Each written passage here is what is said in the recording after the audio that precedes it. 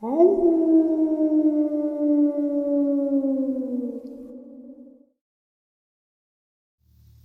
and salutations, everyone. I do hope everyone is still doing well, and welcome to tonight's second half.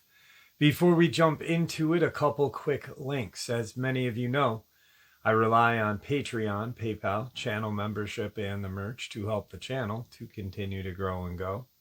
Links to Patreon, PayPal, and channel membership is in the description below. Merch displayed directly under the video. Also, Dogman Frightening Encounters, Volume 1 through 3, the audiobook versions. They were written and researched by Tom Lyons, narrated and produced by me, Jeff Nadolny. Those audiobooks are available on Audible, Amazon, and iTunes, links to which are also in the description as well. And finally, last but definitely not least, if you'd really like to help support the channel to continue to grow and go, simply subscribe. It does not cost a cent. Click that like button. It takes half a second. If you don't want to miss out on any of the informative uploads that I put out daily, click the bell icon. And folks, please leave a comment and share the video. Why? Well, because all of these things really do help this channel to continue to grow and go. They definitely do matter, and they are appreciated. And with that, I have taken far too much of your time. Let's jump into tonight's second half, shall we? All right, everybody. Today I have a subscriber who contacted me just recently. I found his encounter on Reddit, and it happened out in Elkhorn. It's a brief encounter, but it's definitely a terrifying one. Nate, how are you today? Doing good, Jeff. How you doing, bud? I'm doing well. Thank you for taking some time out of your day to come on and share what's been going on with you out there. So I'm going to hand the floor over to you. I know you've been going out there for a while taking samples and stuff. If you don't mind, could you start kind of like right when you very first started feeling weird out there? Yeah, I can rewind the clock there. It's when this all started out. This was probably a year and a half to 2 years ago when I first started going out there to take samples. It's basically water quality sampling to ensure that the site, it's an old quarry, isn't leaking anything hazardous into the local watershed. Pretty mundane, routine stuff. Nothing special about that. Nothing that disturbs anything. It's just as simple as dipping a container into a pond and calling it a day. Nothing special. On top of that, then, I didn't actually know the property was located by Bray Road or Elkhorn when it happened. I was just given a pin saying, hey, go to this, this site. This is what it's called. And that was the end of that. So I started doing that. And at that time, I kind of didn't assume that Dogman was really, I don't want to say it wasn't real, but I didn't think it could happen to me. I figured it'd be more in the northern part of the state or in state parks where there's more wooded lands, not deforested as where they're at. Right. So about, I'd say a year and a half ago, 2 years, I had a detour for some construction off 43, and it took me an exit or two early. So I got off. GPS told me to turn onto this road and turn onto it. And I look at the name of the road and it's Bray Road. And that's kind of when it clicked. Wow. Yeah. I had a what the hell moment, and I'm just like, you got to be kidding me. So that's the beginning of it in regards to my recollection. So it took me about a year to figure that out. Prior to I even realized that, I was extremely nervous going into those woods, and I couldn't give you a reason why. Right. Listening to other people's encounters, they talk about the lack of sound, the lack of just a heavy feeling of presence in these woods. The areas where I sampled at, half of the time it was bright, cheerful. You'd hear the birds, you'd hear frogs, even see some deer out in the fields, and you'd see cranes, geese, all sorts of things, just kind of doing their own thing. And the way the property's set up, it's a private entryway. and it's gated off, so no one can actually go in there without a key or permission.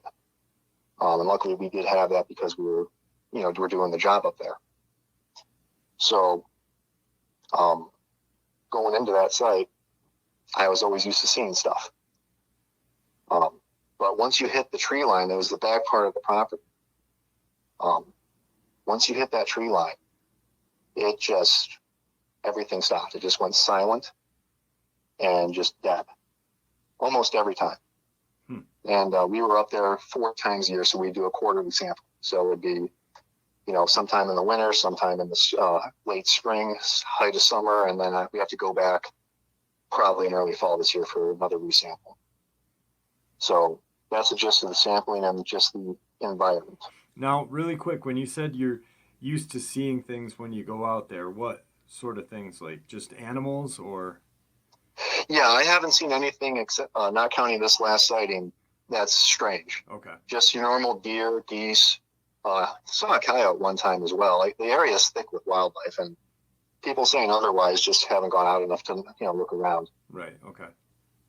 But to paint a better picture of how this property is set up, I should probably do that for the viewers, because they're just hearing me talk about this stuff and not getting an idea. So the private driveway is basically right off the main road that you enter the site. Just a public road. You can take it anytime. I'm going to keep that just kind of private, just for the sake of anonymity's sake. Yep. But once you turn off this road, you go through a gate. You got about a quarter mile to a mile and a half till you hit the old quarry, which is on your left. And then prior to that, you have a farm field probably for a little ways past the road.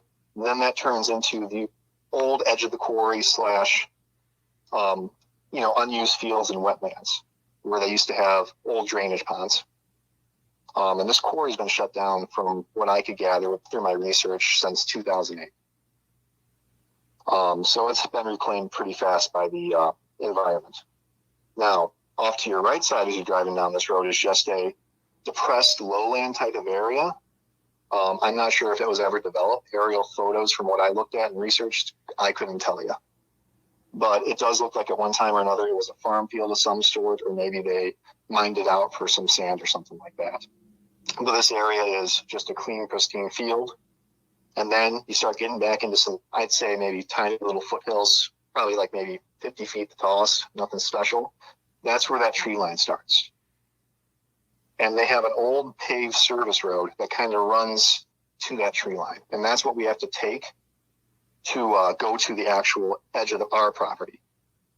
So once you hit that tree line, that's the end of the road. And you have to get out and you have to walk about another 100, 150 feet to get to the retention pond. And then another part of our job is when we do service, if the water is actually leaving the property, we then have to use a device. It's called a flow reader. Nothing special about it. It just tells you how many gallons are leaving per second. Then you can do some math to multiply how much water you are dumping into the ecosystem. It's just a glorified fan on a swivel, and then it gives you a reading of 0.2 gallons or something like that. Nothing special. But after that point, you have to go out to some outfall pipes, which are on the opposite side of the pond. So that's about another 100 feet. Now, you got 2 ways to get to there. You could either walk around to the further east down that old service road that breaks off into a dirt trail and then trudge through the weeds to get there. Or you can go back, and there's an actual, I think one of the other property owners made a 4-wheel path at one point, and they cleared it off where it's actually passable. So we tend to take that out. So we then circle around the property. So that's the gist of where we tend to do our sampling. And that's the area where we did hear the sound. So now the actual quarry itself is located a little further down. So I don't want to say down, but it's lower elevations. Basically, instead of following the service road all the way down, I would veer off to my left. And that goes straight into the quarry. And that used to be an old sand quarry. They have all sorts of stockpiles of asphalt, sand, gravel, and other material as well. Okay. So that's where the sighting occurred. So that's kind of my best way of verbally describing it. Pictures are worth 1,000 words. I did provide them on a Reddit post, so hopefully that can help you guys. I'll put a link to that Reddit post, but what I'll also do is in my community section on the channel, I'll put them up there too, and I'll use that one picture with the height, with that red line for the base of this video, if that's okay with you. That is perfectly fine with me. All right. So now I can get into the first part of our encounter. Okay. So obviously at that point I was aware of the strangeness of the property. I'd say probably a year before the encounter I want to say it was fall 20. It was right before COVID, so it was fall 2020. My coworker, for whatever reason, couldn't make it up that day, so I was going solo. And I was a little paranoid that day because as soon as I got out of the vehicle into that tree line, I just dead silence, nothing. On top of that, I didn't see any sort of animals or wildlife in the actual field, so it just felt eerie the entire time that I was going. It felt like I was being watched. So at that point, I didn't hear anything, didn't see anything strange, but I kind of was paranoid and just grabbed one of our pickaxes and just kind of walked around the woods with the pickaxe and a giant flow reader and a rifle case. It almost looks like a rifle case pretty much, how I have to carry it. So I'm walking around the woods in that. And yeah, that was the last time I went up alone because I almost ate the sampling location for it is on a old concrete dam, which again, there's pictures for that as well. It's not exactly the most stable thing. So my my foolishness was almost impaling myself on a pickaxe that day because of my paranoia and just the eeriness of the surroundings. Now, how did you, what did you feel like you were being watched, or what was it like the eeriness? It was just the lack of any sound, the lack of any animal life, and just the heaviness. Like I really did feel paranoid. Right. And then, of course, I had to go to the quarry that day as well. They were doing, long story short, we're finishing up part of the property. My company is, and we're trying to get rid of some extra product there. So they were just, developing it into extra uses. So we have to do a quality control check on that. I was helping a coworker out that day. I had to go up there anyway, so I just told him I'd grab the samples for him. So after the fun in the woods, I walked back, drove back down to the quarry. And then that's where it just was still eerie. I was just grabbing samples off the stockpile, pretty much in the exact same spot my sighting occurred. And I can't tell you if I heard anything, but all I can tell you is that in that 30 minutes, I was just grabbing samples out of this stockpile. I kept looking over my shoulder at that same exact spot where I saw the creature about a year and a half later. And it was the weirdest thing. I kept being drawn to that area. I don't know why. I can't explain it. But that was kind of the gist of it. And that's kind of what made this. I kept being drawn back to that spot. Right. So then the actual encounter, fast forward to, late June this year, 25th. My coworker and I are going up there. We're grabbing some samples. We weren't even sure if we were going to get any because of the lack of rain, but we still had to check because of the quarter was ending. So we go up there, we pull into the spot. Everything seems fine. None of us were really too worried about anything. We were just excited to have a weekend off. So my coworker got out first, and he heard this sound first. I caught a glimpse of it before he shut the door. I still had the vehicle running at the time. I was throwing on my safety equipment before I got out. I stepped out, and he had maybe gone 10 feet ahead of me. And he kind of stopped and looked back at me. And he's like, "Are you hearing this?" And I told him, I'm like, "Yeah, you're messing with me, man. You're effing with me." And he's like, "No, I'm not." And of course, I was hearing it, but I didn't realize it. Well, I did realize it. I was too dumb to kind of shut up and actually listen and try to get a better idea of what it was. So hold on one second. Sure. Sorry about that. No problem. But once Can you describe the sound a little bit? Like, yeah, I can describe it. So it sounded like almost like a low growl slash scream. okay. So it's almost like, I'm thinking, you know, like when you stub your toe almost and you kind of do that and you just kind of like that. But it was much louder and it was about that tone. So I can replicate it to a certain extent. Right. But I cannot do the volume. Like my coworker said, this thing was going when he got out of the car, and I followed him about 15, 20 seconds away. And the fact of it was that loud, that audible, and we couldn't see anything making the sound. So you're talking there's at least 100 plus feet of foliage between us and whatever the sound was. So it's carrying through all that to us clear as day. And it didn't sound aggressive per se. It just sounded like it was trying to maybe warn something or just make an announcement that, hey, we were there. Like I said, I don't know 100%. You know, in my mindset of the creature, maybe they were up there looking for food at that time. Maybe they were going to get a drink of water and saw us pull up and had an oh shit moment. There's people here. I don't know. But that was the sound. My coworker was much braver than I. He wanted to go investigate it. And I told him he was crazy and we're not doing that. Don't be stupid. Right. So we go look at the pond real fast, which is right off to our left. Thankfully, there was not enough water to sample, so we just said screw it, got back in the truck, backed out of there as fast as we could. And we had to grab more samples because we were producing material that needed to be sampled. So we go back down the road, turn back, go into the quarry, and we start sampling. You know, all the while we're sitting there trying to talk to ourselves, we're trying to figure out what the hell that thing was. Well, I thought maybe it was a cow in the woods.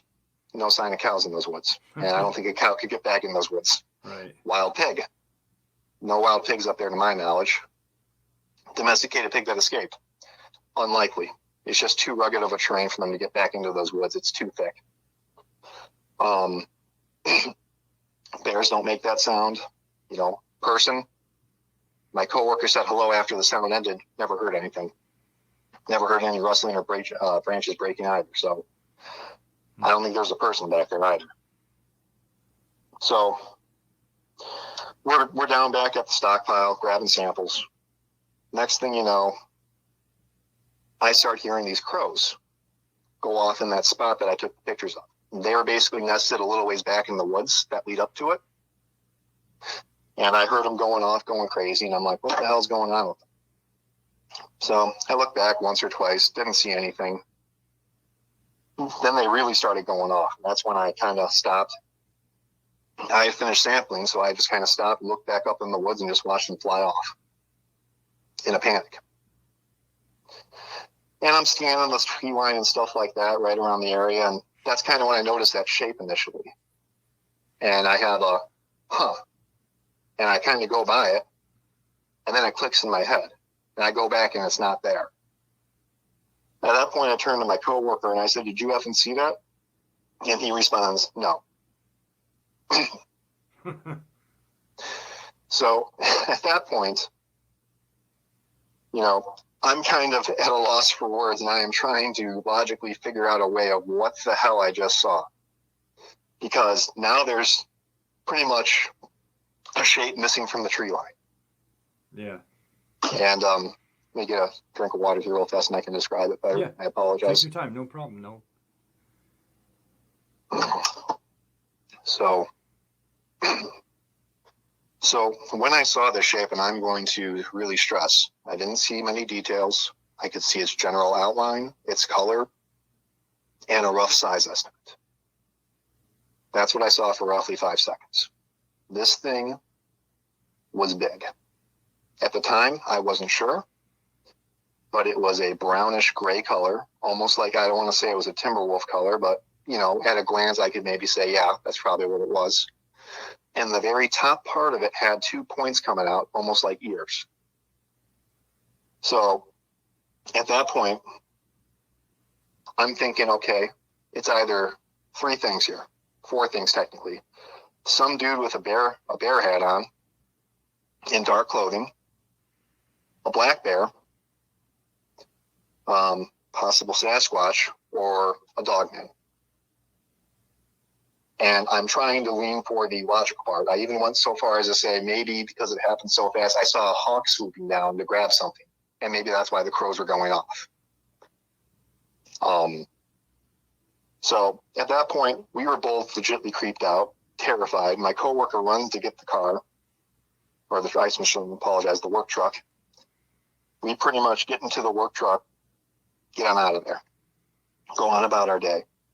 And at that point, we spent took us about 3.5 more hours for the workday. We spent the entire time in the car just going through sounds on YouTube, trying to figure out what the hell it was. Nothing matched. The closest that we could match was a pig, a wild pig. But the thing is, those wild pigs, they fluctuate on tone. This thing was flat monotone and deep.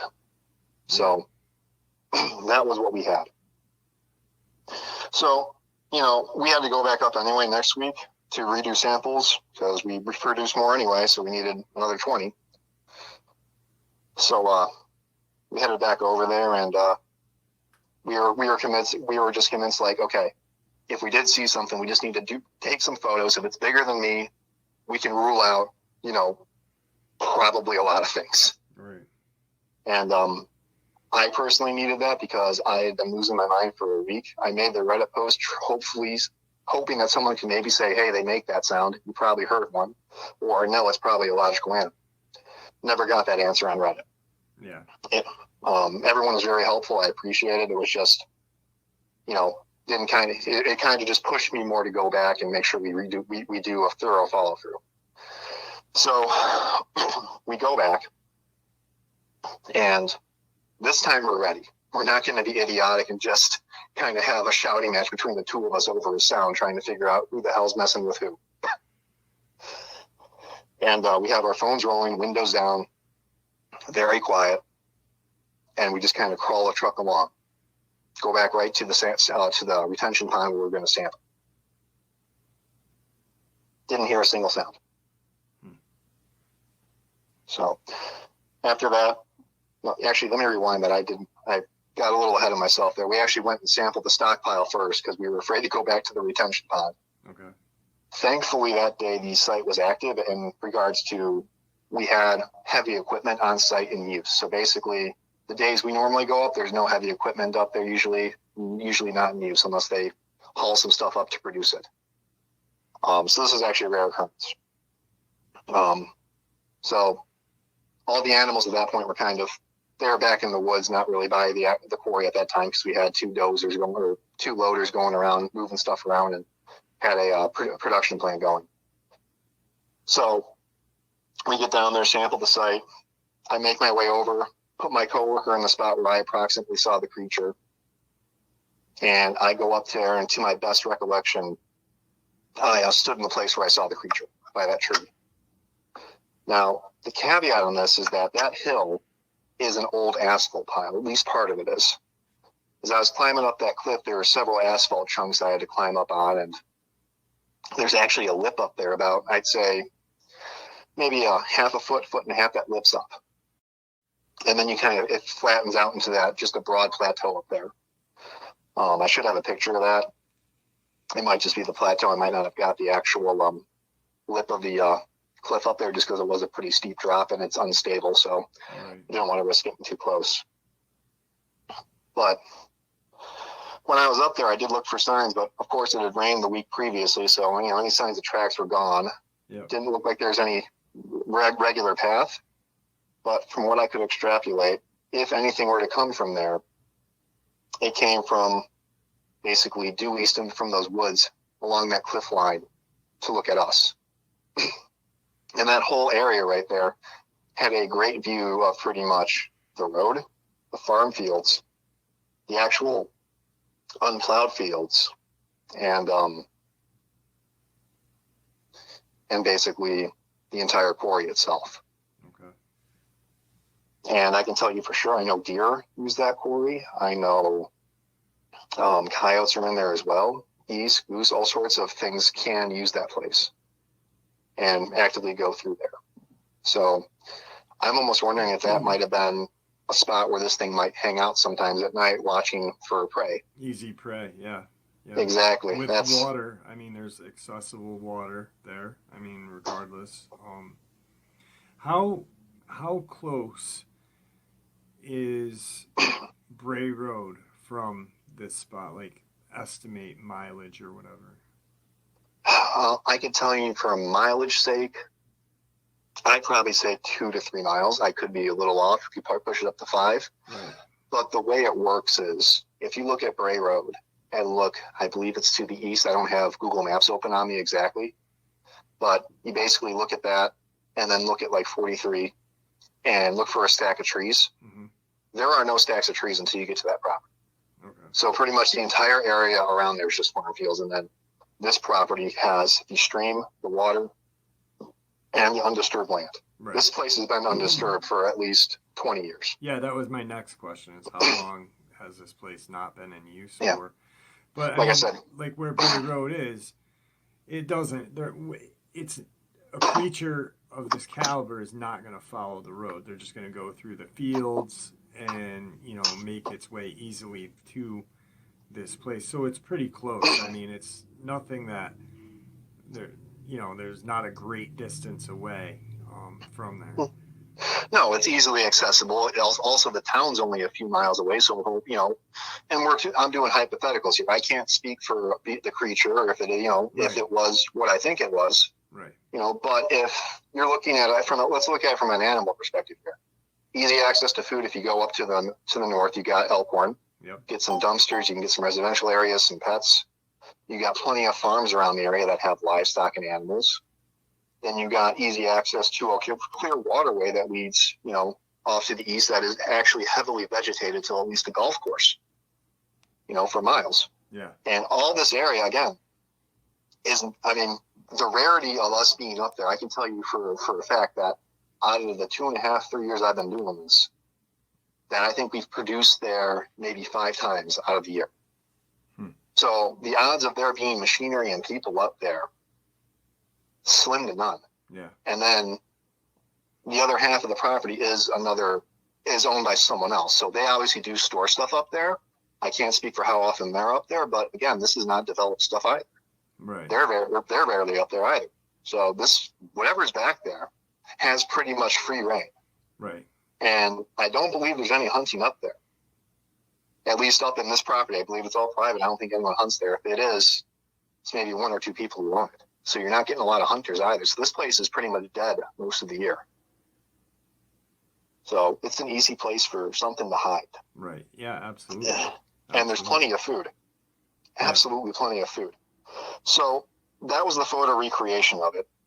You know, and I did my little, I don't want to really call it an investigation, but I did my look around to make sure I wasn't crazy and there wasn't anything just looking at me straight in the face.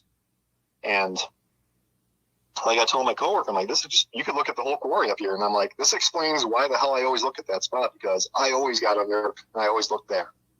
I don't know why, but it was crazy. It was just absolutely, it just kind of all came together at that point. Like, okay, I understand why that spot's so good. You can see everything. Right. Yeah. Perfect vantage point. Yeah. And it makes me nervous too, thinking of all the times, because when you're sampling off that stockpile, you have to have your back to that cliffside. So when your ass is literally out to the wind right there, it literally is. It's a kind of a humbling moment for me. It's just coming to grips with that. There's something definitely bigger, because in the recreation photos, I stood in place of where I saw the creature. Right. And my coworker, again, I put him right where he's supposed to go, where I thought I was at, where I looked, and was roughly 750 to 1,000 feet away. You know what I mean? And again, that's why I'm going to say I can't claim to know exactly what it was, because details were not exactly pristine. I saw a shape. Right. And that was it. And then some color. Yeah. Yep. Yep. And that's the thing that I like when me and you first talked. You made it clear. You said, I hope someone in a week or two says, hey, there's a bear out there, you know, because that'll at least take the reality of these things existing out there. Yeah. In the picture, that picture I'm using in this video, you're not a small guy. Where that red line is, you're 6'4", so it's that line is what, about 2 feet taller than you, I'd say. Yeah, roughly speaking. And, someone on the Reddit community was kind enough to at least, do some extrapolated math. And I am by no means a math whiz, but, they put it at, 7 to 9 feet. And like I said, I think it's more 7 to 8.5 feet if you're, being generous. But this thing was just, when I looked at the pictures, because I wanted to try to at least ease my mind. If I looked like smaller than me in the picture, I could at least say, okay, it was an animal. Because I even went onto all fours and got a picture that way as well, just to rule out bear. And this thing absolutely dwarfs me. And it is just, it's unnerving and nerve-wracking to me, because out of all the times I've been up there, I felt like I've been watched 4 times a year for 2.5, 3 years. You're talking almost a dozen times I've had to go up there with my ass into the wind trying to get samples and just be oblivious to the environment. Yeah, absolutely. And if there's something that big up there walking around and just can watch us like that, not be seen, not be heard. And I said, if it wasn't for the crows, I never would have saw it. Right. The crows are what gave it away. And that crows, birds, I've heard a lot of people share that crows have given these things away before, because they're just creeped out. And they're loud. And when you were sharing just a few minutes ago, seconds ago actually, prior to you having a work buddy to go with, you would go by yourself sometimes. So I mean, that must just screw your head up even more. Yeah, it's been one of those moments where you're just kind of thinking to yourself, well, I've almost been dog chow possibly several times and not realize it. And I felt silly the one time grabbing the pickaxe just because I was so unnerved.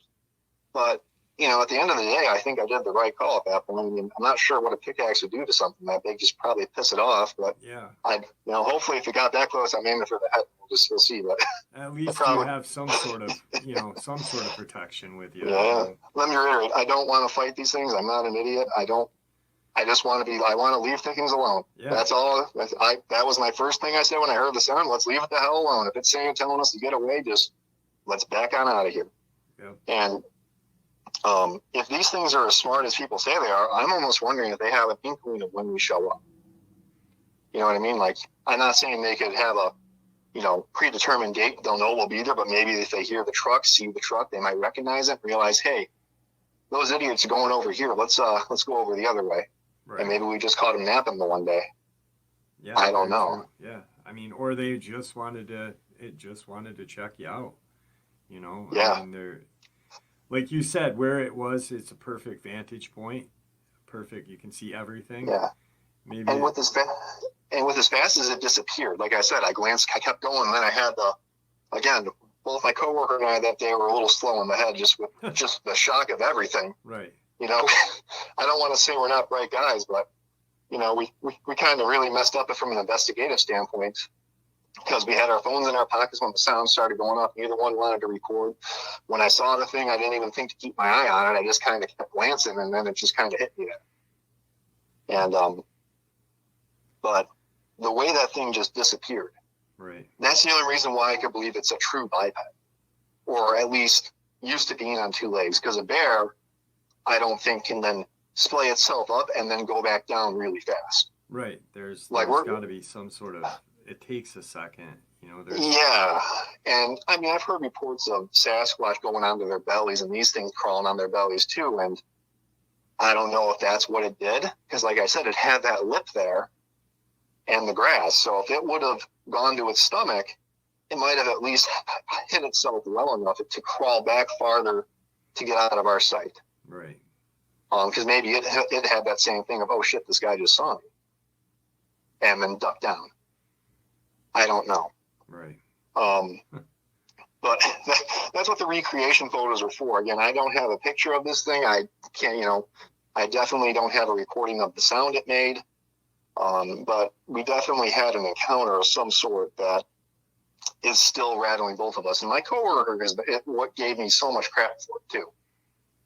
I don't want to say it was bad about it, but like, he would just kind of scoff at the idea and say that's not real. And I can't blame him. How can you tell him that there's a 7 foot, 8 foot tall werewolf walking around the woods of Wisconsin? Oh, absolutely, yeah. I mean, but in that whole same sense, I mean, you've got the history of Elkhorn Bray Road, and then you're there having this very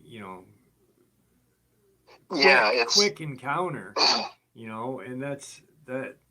When I read it, and then I talked to you, and we talked just briefly before doing this interview, just I could tell like 100% that this is the real deal, just the way you talk, and just how you're not saying, hey, this was definitely a Dogman. It could have been this. It could have been that. You're more or less saying, I wish it was something else than what the hell it was, because I've got to go back out there in a couple of months. Yeah. Well, not even a couple of months. They're still producing stuff now. They just started again, so I have to go back up there. They're trying to sell the property, thank God. But right. That means I got to go up more and more to get more samples, unfortunately. So, but, in regards to that, it's like, with the history up there, it's like, yeah, that's one thing. But, from a scientific perspective, which is, what my job and a lot of my educational background is based out of. I mean, I have an environmental studies minor, a sociology major. So it's like I've studied the sciences for a good chunk of my career. Evolutionarily, there makes no sense to be an upright canid. Yeah. No. But, at the same time, the fossil record is a fragmentary representation of everything. We only see X amount percent of it. Maybe 1% of what was really around. Yeah. So there very well could be proof that we just haven't discovered yet, or it could be hidden from us. Who knows? I don't really get bothered by that stuff. it is what it is. If it comes out, it comes out. If it doesn't, nothing we can do about it, right? Absolutely. Wow. But, I mean, and I appreciate you coming on. I appreciate you reaching out to me as well. And, this is... I don't know. I'm kind of blown away just because you've got the history there, and I'm actually when I'm looking at these pictures, and like I said, guys, I'm going to put the link to the Reddit post. I will put them in my community thing, but the pictures of his mock investigation, they're creepy. You just can almost, looking at these pictures, just feel like something is there because it's just so desolate and creepy. Well, there is one more thing to that. When we did go back and we had our cameras rolling, and like I said, I want to discount this because I think I can explain it away. Right. But when we're by that the retention pond, we were walking back and we heard a rock clack, like two rocks hitting each other. We had an oh shit moment there, and of course we had to photograph everything for the investigation. So we took the long way around to get to those pipes. Picture of those pipes. Yeah.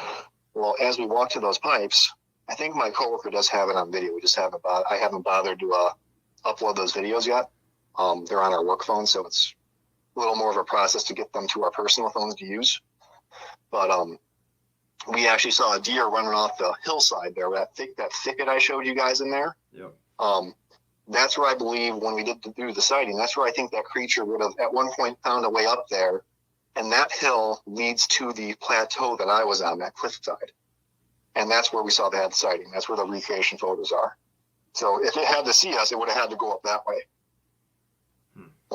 So, but we heard those rock clacks, and I can't tell you what it was in regards to, is it one of those things or something else? Right. I think it might have been a deer hitting a rock, because we did scare a doe out of the brush, and it jumped in front of us. So maybe it was on that hill to hit a rock or something. Right. Because there was only one I heard. And then, of course, my coworker has 3 minutes of me smacking a rock in front of him, trying to get a response back. I look like an idiot doing it.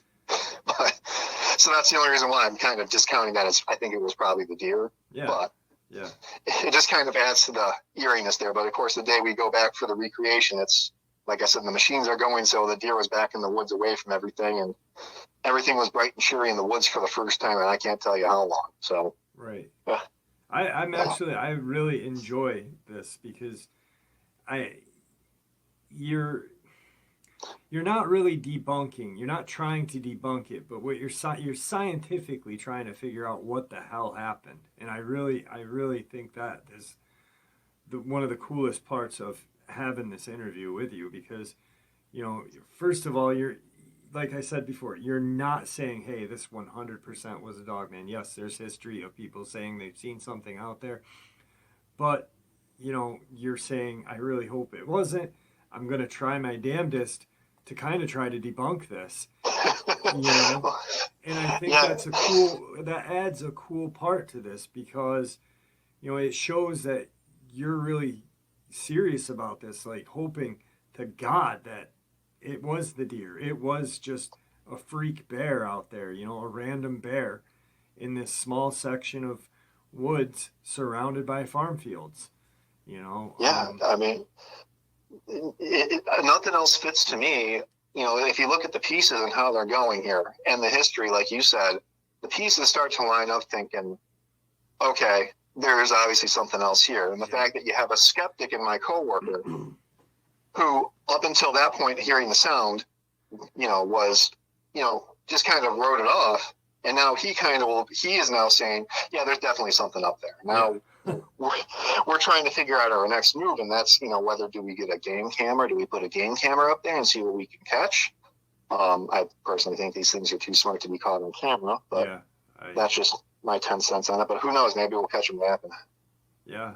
Maybe they'll put a game cam, like, I don't know. But the whole thing is maybe have someone stand on that vantage point ballsy enough and put a game cam kind of where you guys were looking up, or maybe have one looking down, or both, I don't know, but you got to definitely really be ballsy because one of you are going to have to go by yourself up there and stay back down there. And I don't know, just the pictures, like I said, just the pictures, guys, are just eerie. It's just an eerie sight, like you can just tell something's not right about the area, and it might just be just because it's so desolate, but who knows?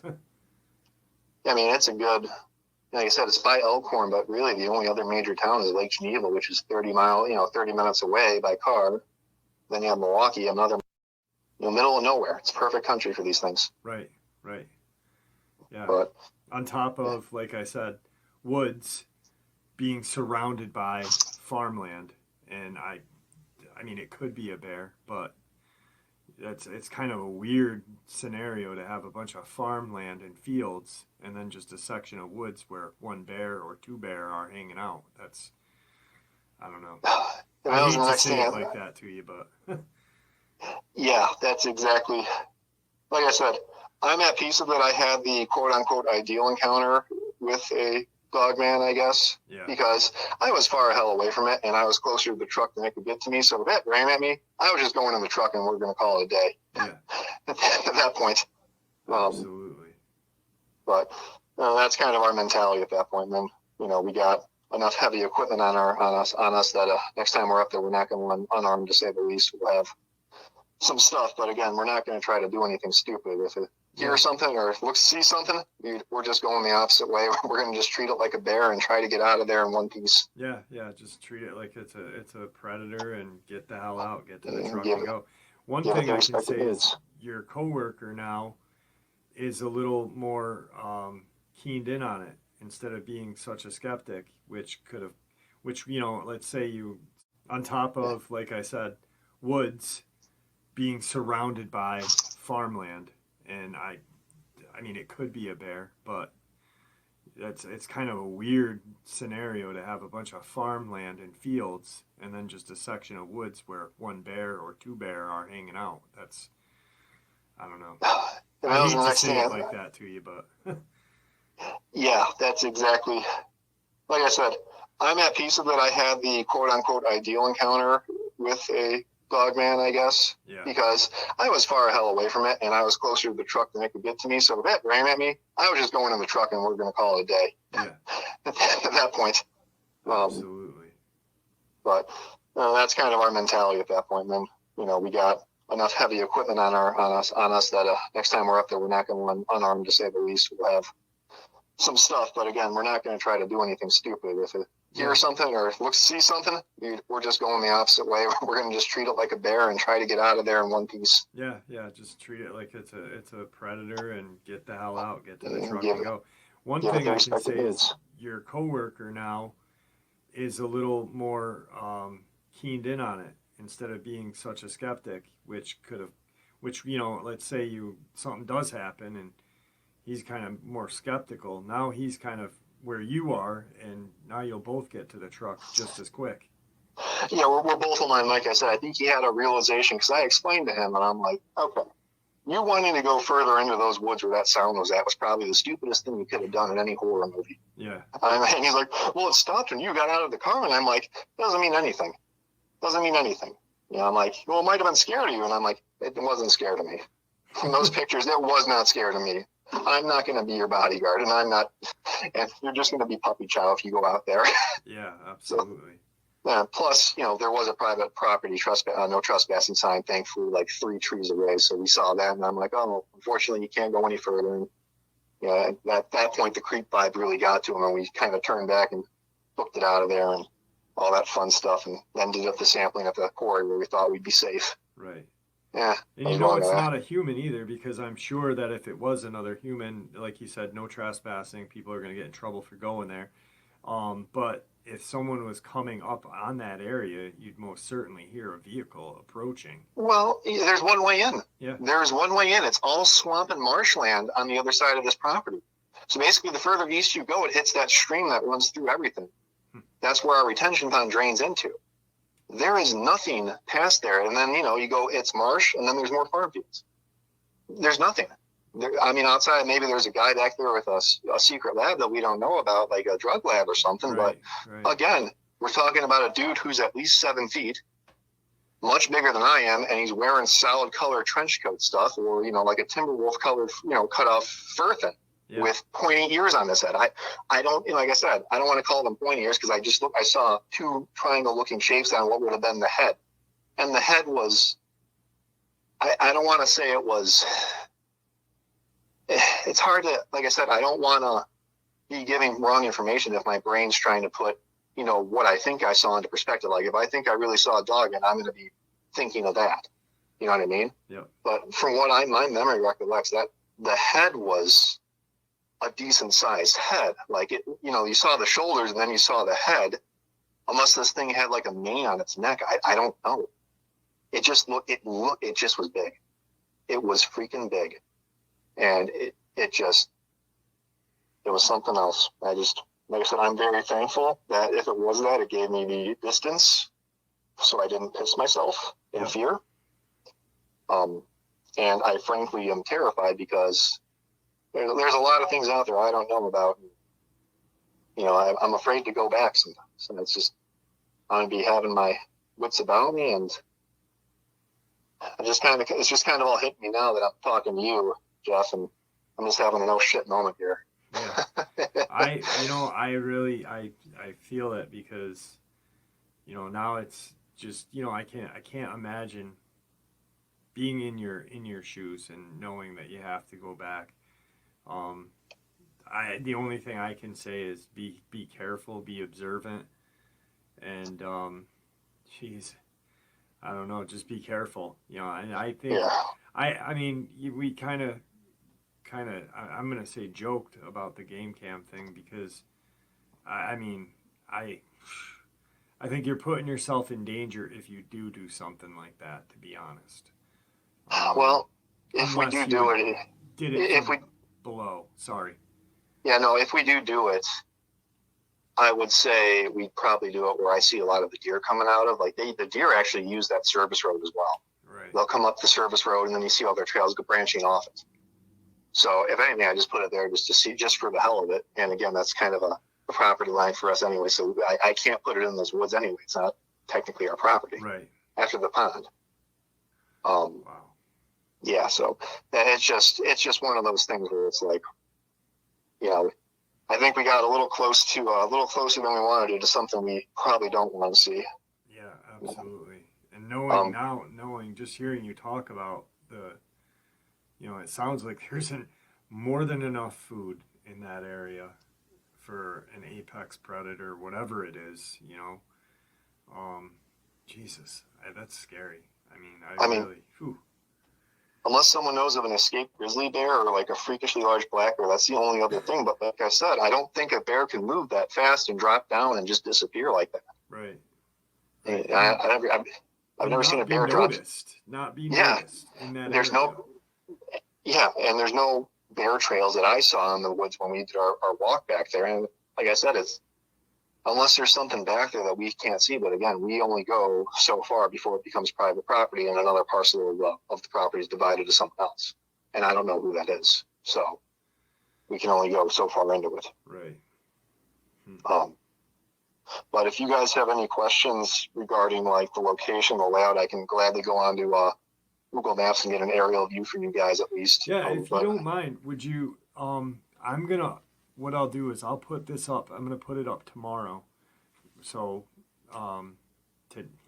people are hearing it today, but it'll be up Sunday. So if you could send me an email me or text me a aerial view of it, so we can I'll put that in the section, my comment section as well, so people can kind of get a feel of the area. Yeah, I'm going to reiterate, this is private property. Please don't trespass. Don't go on there if you know where it's at. I'm going to do my best to keep it as anonymous as possible, but for the posterity of trying to describe everything, which I think I blotched up explaining the first couple parts of that, just because of how, I don't want to say complex the property is, but just the processes and all that stuff. I didn't do as well of a job as I wanted to. Well, yeah, guys, like he said, it's private property, and, it's, if you do know where it is, don't go out there, and if you do, it's on you. It's not on Nate, and just be respectful. And my crowd are usually really great anyway, so I don't think anybody's just gonna go randomly cruising around. I think they're more or less gonna want to look at the pictures and get the feel from that. So awesome. Well, thank you so much, Jeff. I appreciate everything, man. It's been awesome having you on. Do me a favor, don't hang up when we end the interview. I'll talk to you for a few more minutes after. Is there anything that you'd like to say before we end the interview to everybody? I would just say keep an open mind to whatever's out there and never assume you know everything, and just treat, stuff that you're not sure of with the respect that you give yourself. That's what we did, and I think that's kind of why you've been allowed to do what we do up there, is we're not doing stupid stuff. Right. These things are intelligent. They're dangerous. They are something completely alien to us that we don't have an understanding for. Some sound words right there. I appreciate it. All right, brother. Well, thank you, and please, if you do have any other incidences, keep me in the loop, will you? I will, bud. All right. Thanks, man. No problem. And there you have it, folks. I hope you all enjoyed tonight's second half as much as I enjoyed sharing it with you. I'd like to thank you all for supporting the channel. It is, after all, your support that helps this channel to continue to grow and go, and what gives us all a place and a chance to share our experiences and theories judgment-free. Everyone is simply treated with the respect that we deserve. Please stay safe, happy, healthy, and ever vigilant, keeping an eye on our children, pets, family, and our friends. These creatures are real. These events have happened. Share this information with those you love and care about, and it may just help save their lives someday. Until next time, never stop asking questions, never stop searching for the truth, and God bless you all.